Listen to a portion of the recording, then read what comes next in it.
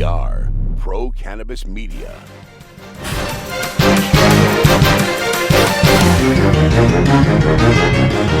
Hi everyone, welcome to another week of Weed Talk News. I'm Jimmy Young, the founder of Pro Cannabis Media and the internal OWG. And I'm Curt from Cannabis.net. And you're not a old guy, are you, Curt? I'm very old, Jimmy. Maybe not old enough to have a Kush strain like yourself named after you, but what does OWG stand for? Old white guy.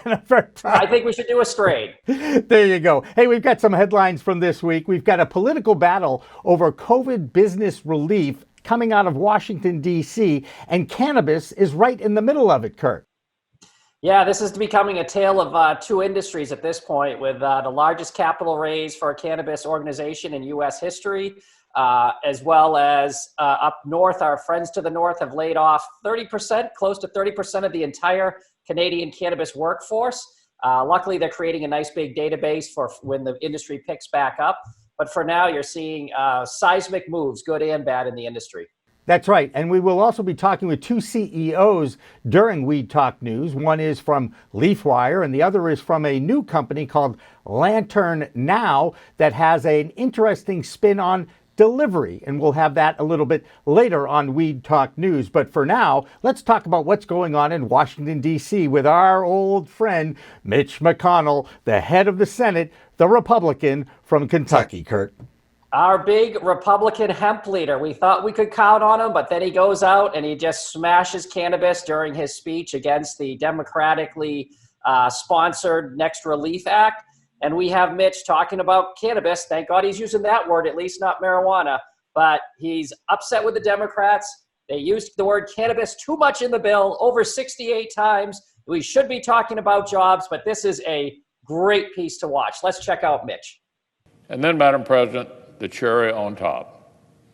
The bold new policy from Washington Democrats that will kick the coronavirus to the curb and save American families from this crisis. Here it is. Here it is.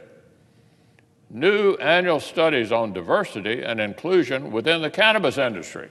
Not one study, but two of them. Let me say that again. Democrats' supposed coronavirus bill includes taxpayer-funded studies to measure diversity and inclusion among the people who profit off of marijuana. The word cannabis appears in the bill 68 times, more times than the word job.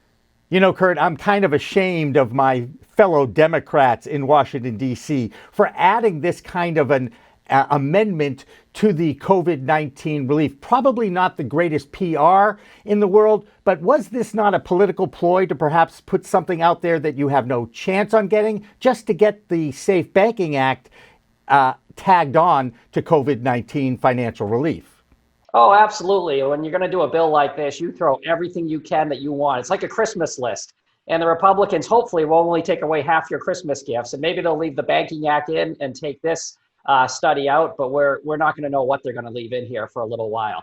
But Jimmy, it's not all bad news. It's earnings seasons on Wall Street, and Debra Borchardt from the Green Market Report has the good and the bad earnings for cannabis and CBD companies. Let's take a listen.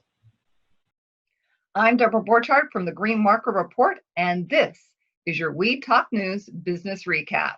We are in the thick of earnings season, but what we're hearing from a lot of companies is that COVID-19 isn't hurting the cannabis industry as much as it's hurting other industries. Let's hit the highlights. GW Pharmaceuticals reported total revenue of $120 million. They had a net loss of $8 million. The company did say that they will not start any new studies during the pandemic. Grow Generation continues to crush it on the revenue side. They reported $33 million this quarter. They did have a net loss of $2.1 million. That was due to some compensation expenses for some new executives. Charlotte's Web delivered revenue of $21.5 million. Now, this is down slightly. The company said that B2B sales had been hurting. Its direct-to-consumer sales, though, have been increasing. And finally, hey, there's still some capital out there. Alethea Health did a bought deal for $13 million. And that's it for this week. I'm Debra Borchardt with your Weed Talk News business recap. So, Curt, I understand you and Massroot CEO Isaac Dietrich got into it a little bit this week because he just won't go away, will he? Well, this Massroot story going for a PPP loan in the cannabis industry is getting some people nervous. The people I talk to think, look, this is going to blow up at some point. We know cannabis companies are not allowed to get a loan on this type of bailout. He went and got one. He did a press release about it. The problem is when this does blow up, it's a black eye for the cannabis industry that we didn't need. It's going to be Mitch McConnell's speech all over again about how cannabis companies came in, illegal marijuana, and tried to take government money, and it never had to happen. So I think the industry is just worried that you didn't need to do this. It's going to create a problem, and we're all going to look bad on the headlines. But he's out there, tweeting myself, tweeting the president of the United States, saying how proud he is and how all cannabis companies should get PPP loans. Well, Curt, you and the president in the same sentence. I can't believe we've come to this, but it is a whole new world of weed after all, right? Hey, earlier this week, you and I talked with another business network, the CEO of Leafwire. His name is Peter Vogel. He's built quite an operation out there in Colorado. And you know what? Just another example of one of the interviews you and I do on Weed Talk Now, which is our weekly podcast with the movers and shakers in the cannabis business industry. But Leafwire is quite a success story. Yeah, Leafwire has grown to over 35,000 members. Peter's done a great job getting traffic. It's basically a LinkedIn for cannabis. Not quite your Facebook shots of doing dabs and bong hits, but more professional in the same way LinkedIn is different from Facebook.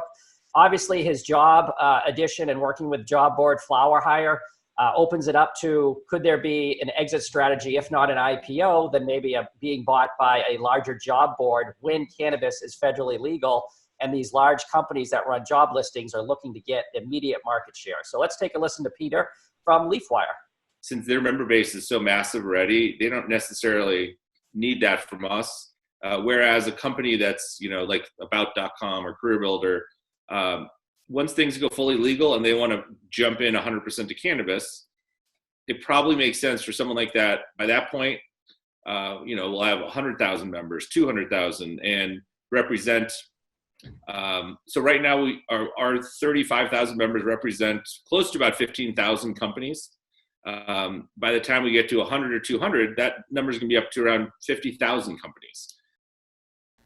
Another company that is opening up a delivery service for online delivery of cannabis is Lantern Now. I got a chance to talk with their CEO, Meredith Mahoney, on In the Weeds with Jimmy Young earlier this week. And Curt, this is the cannabis version of Drizzly, that is the at-home delivery service for alcohol.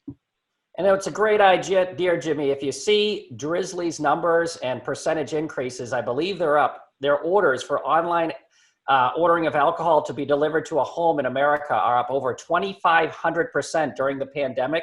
So, of course, why couldn't we have the same service for cannabis? And, of course, Meredith explains that this is just another example of how the cannabis industry has had to adapt and improvise during this COVID-19 crisis.